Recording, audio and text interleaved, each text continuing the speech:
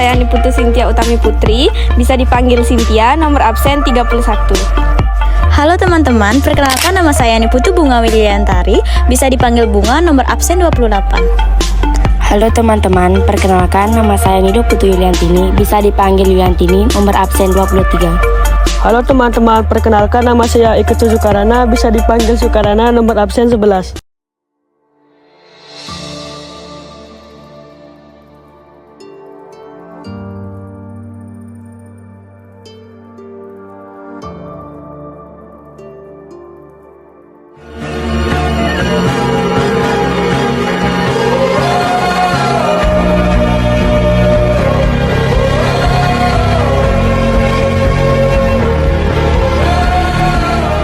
Halo teman-teman, tahukah kalian bagaimana sejarah peradaban kehidupan manusia?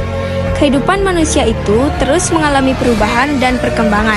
Contohnya saja, seperti waktu orang tua kita seumuran kita, pastinya berbeda dengan kehidupan kita di zaman sekarang. Begitu juga dengan kakek dan nenek, apalagi buyut kita. Nah, kira-kira bagaimana ya awal babak kehidupan manusia dahulu? Biar tidak penasaran, kita bahas yuk pembabakan zaman praaksara. Untuk selanjutnya kita akan belajar periodisasi masa praaksara.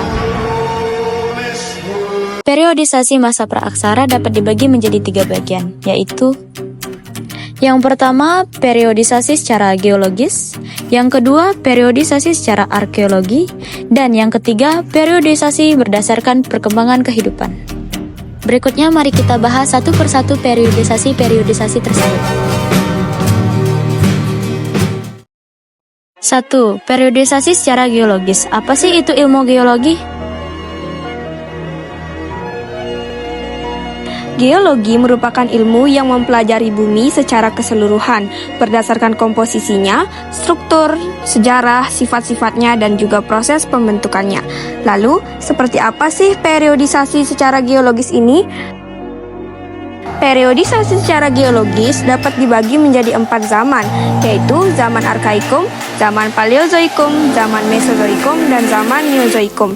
Nah, agar lebih mudah menghafalnya, kita bisa disingkat dengan ARPA-MENE. Zaman Arkaikum. Arkaikum merupakan zaman tertua yang berlangsung kira-kira sejak 2500 juta tahun yang lalu. Wah, cukup lama ya. Lalu seperti apa sih kehidupan pada zaman Arkaikum ini? Nah, teman-teman, pada zaman Arkaikum ini kulit bumi masihlah sangat panas. Kemudian, belum terdapat kehidupan di atasnya. Karena apa? Itu terjadi karena bumi masih sangat panas. Nah, seperti itu ya ciri-ciri zaman Arkaikum.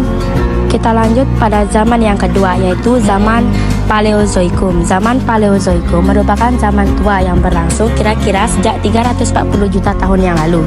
Nah, seperti apa sih kehidupan zaman Paleozoikum? Ciri-ciri zaman ini adalah munculnya tanda-tanda kehidupan, kemudian muncul binatang kecil yang tidak bertulang belakang seperti jenis ikan, amfibi, dan reptil. Berikutnya, zaman yang ketiga yaitu zaman Mesozoikum. Zaman Mesozoikum merupakan zaman pertengahan yang berlangsung kira-kira sejak 140 juta tahun yang lalu. Ciri-ciri atau tanda-tanda zaman ini adalah munculnya binatang bertubuh besar seperti dinosaurus. Kemudian disebut juga zaman reptil karena paling banyak ditemukan jenis binatang reptil. Selanjutnya adalah zaman Neozoikum. Zaman Neozoikum merupakan zaman kehidupan baru yang berlangsung kira-kira 60 juta tahun yang lalu.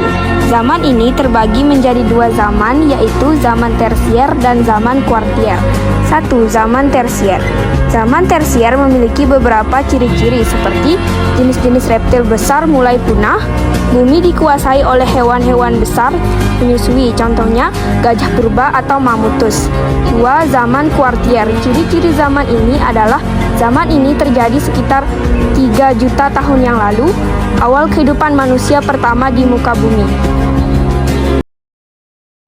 2. Periodisasi secara arkeologi. Periode ini didasarkan atas hasil temuan-temuan benda peninggalan yang dihasilkan oleh manusia yang hidup pada masa praaksara. Jadi, arkeologis ini kita membagi masa praaksara berdasarkan pendapat peninggalan yang dihasilkan oleh manusia yang hidup pada masa praaksara. Adapun pembagian pada periodisasi secara arkeologis yang pertama adalah zaman batu. Zaman batu sendiri dapat dibagi menjadi 4 bagian, yaitu zaman Paleolitikum, Mesolitikum, Neolitikum, dan Megalitikum. Agar mudah dihafal, 1. Zaman batu. Apa sih itu zaman batu? Zaman batu adalah zaman di mana sebagian besar perkakas kehidupan manusia terbuat dari batu. Kita masuk ke zaman batu yang pertama, yaitu zaman Paleolitikum. Kata Paleolitikum berasal dari dua kata, yaitu paleo yang artinya tua dan litos yang artinya batu. Jadi zaman Paleolitikum adalah zaman batu tua. Berikut ciri-ciri dari zaman Paleolitikum. Zaman ini diperkirakan berlangsung 600 tahun yang lalu. Manusia hidup berpindah-pindah atau nomaden, memperoleh makanan dengan berburu, mengumpulkan buah-buahan, umbi-umbian, dan menangkap ikan. Kemudian alat yang digunakan tersebut dari batu yang masih kasar dan belum diasah. Jadi pada zaman ini belum ada pengetahuan tentang cara mengasah atau menghaluskan batu-batu yang digunakan. Berikutnya kita masuk pada zaman batu yang kedua, yaitu zaman Mesolitikum. Zaman Mesolitikum dapat diartikan juga sebagai zaman batu. Seperti apa sih kehidupan pada zaman Mesolitikum? Berikut ciri-cirinya. 1. Manusia sudah ada hidup yang menetap, beda dengan zaman masih hidup berpindah-pindah. 2. Kyoken Mondinger dan Abre Soroche. Kita mulai dari Kyoken Mondinger. Kyoken Mondinger berasal dari bahasa Demak. Kyoken yang artinya dapur, kemudian Moding itu artinya sampah. Kyoken Mondinger adalah timuran kulit kerang dan siput yang sudah menggunung dan sudah menjadi fosil. Kemudian ini ditemukan di sepanjang pantai timur Sumatera, yakni antara Langsa dan Medan. Sementara Abre Soroche adalah tempat tinggal zaman prasejarah berwujud gua dan jeruk di dalam batu karang untuk berlindung. Berikutnya zaman batu yang ketiga, yaitu zaman Neolitikum. Neolitikum berasal dari dua kata, yaitu neo yang artinya baru dan litos yang artinya batu. Jadi Neolitikum dapat diartikan sebagai zaman batu baru. Kira-kira bagaimana ya kehidupan pada zaman batu baru ini? 1. Manusia sudah mulai hidup menetap ya. 2. Mampu menghasilkan bahan makanan sendiri. Jadi pada zaman batu baru ini manusia sudah mampu menghasilkan bahan makanan sendiri. 3. Kebudayaannya merupakan persegi dan kapak lonjong sudah ada. 4. Terdapat perhiasan gerabah dan pakaian walaupun masih sangat sederhana. Begitu ya mengenai zaman batu Neolitikum. Selanjutnya kita masuk pada zaman batu yang terakhir, yaitu Megalitikum. Megalitikum disebut juga sebagai zaman batu besar. Lalu bagaimana sih ciri-ciri dari zaman ini? Berikut ciri-cirinya. 1. Pendirian bangunan dari batu berukuran besar. Jadi itulah yang menyebabkan kenapa dikatakan sebagai zaman batu besar, karena bangunannya yang sudah terbuat dari batu yang berukuran besar ya. 2. Berhubungan dengan pemujaan roh nenek moyang. Jenis-jenis bangunan megalitik. 1. Menhir merupakan bangunan berupa batu tegak atau tugu yang berfungsi sebagai tempat pemujaan roh nenek moyang atau peringatan untuk orang-orang yang telah meninggal. 2. Dolmen adalah bangunan-bangunan berupa meja batu yang terdiri atas batu lebar yang ditopang oleh beberapa batu yang lain. Nah, apa sih fungsi dolmen ini? Jadi dolmen berfungsi sebagai tempat persembahyangan untuk kebutuhan di samping sebagai tempat pemujaan. 3. Kubur peti batu. Kubur peti batu ini berfungsi untuk menyimpan mayat. Kubur peti batu ini dibentuk dari 6 buah papan batu dari sebuah penutup besi. Papan-papan batu ini disusun secara langsung dalam lubang yang telah disiapkan terlebih dahulu dan dibiasakan diletakkan membujur ke arah sungai atau gunung. Waruga merupakan peti kubur batu dalam ukuran yang kecil. Bentuknya kubus dan bulat. Waruga banyak ditemukan di Sulawesi. Sarkofagus adalah bangunan berupa kuburan batu yang berbentuk seperti lesung dan diberi tutupan. Kalau zaman sekarang biasanya digunakan untuk menampung. Punan berudak adalah bangunan bertingkat yang dihubungkan oleh tanjakan kecil yang berfungsi sebagai tempat bermuja terhadap roh nenek moyang. Berikutnya, periodisasi masa praaksara secara arkeologi yang kedua, yaitu zaman logam. Nah, apa sih itu zaman logam? Zaman logam ini adalah zaman di mana manusia mulai menggunakan alat-alat yang terbuat dari logam. Zaman logam ini dibagi menjadi 3, yaitu zaman perunggu, zaman tembaga, dan zaman besi. Berikut benda-benda pada zaman logam. 1. Kapak corong, yaitu berupa kapak yang menyerupai corong. 2. Nekara, yaitu gendang sebagai alat tabuh. Nekara digunakan pada upacara-upacara keagamaan yang dihubungkan dengan bunyi-bunyian. 3. Moko. Moko dapat disebut juga dengan nekara atau sebaliknya, hanya penyebutan namanya saja yang berbeda-beda di tiap-tiap daerah. Fungsi Moko dan negara pun sama, yaitu untuk kegiatan upacara keagamaan, politik, dan budaya. 4. Candrasa. Candrasa disebut juga sebagai kapak sepatu. Kapak jenis ini dipakai sebagai sarana melakukan upacara ritual adat yang berhubungan dengan aliran kepercayaan atau sistem perayaan adat. 3. Periodisasi masa praaksara berdasarkan perkembangan kehidupan.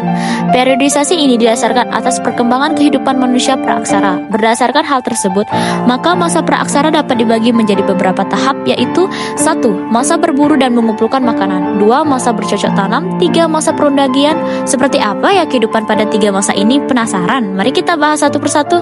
1. Masa berburu dan mengumpulkan dan meramu.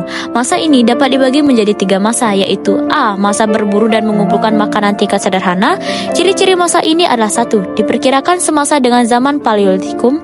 2. Peradabannya masih rendah. 3. Hidup mengembara, nomaden sebagai pemburu binatang dan menangkap ikan.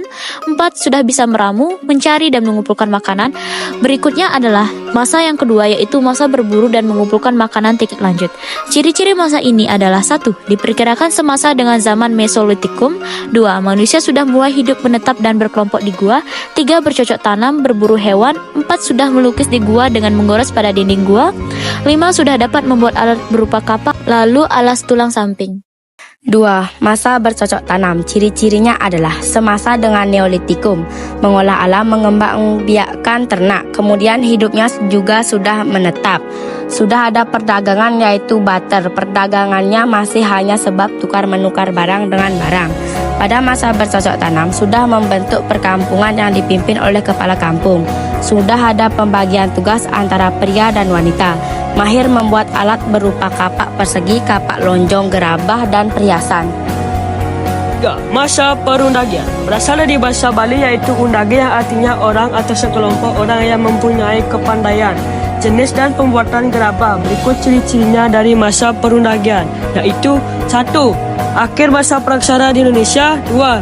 Semasa dengan zaman Perunggu. 3. Manusia sudah dapat mengatur kehidupannya untuk meningkatkan kesejahteraan. 4. Perdagangan antara pulau negara di Seraya dan Cape Key yang berasal dari bahasa Indonesia Barat dipimpin oleh kepala kampung yang dihiasi dengan gambar-gambar gajah, merak, dan harimau. 5. Menyembah arwah nenek moyang. 6. Seni ukir, seni patung, arsitektur. Nah, sekian pembahasan dari kelompok kami mengenai periodisasi masa praaksara. Jika ada salah kata, mohon dimaafkan. Kami akhiri dengan para mesanti. Om Santi Santi Santi Om.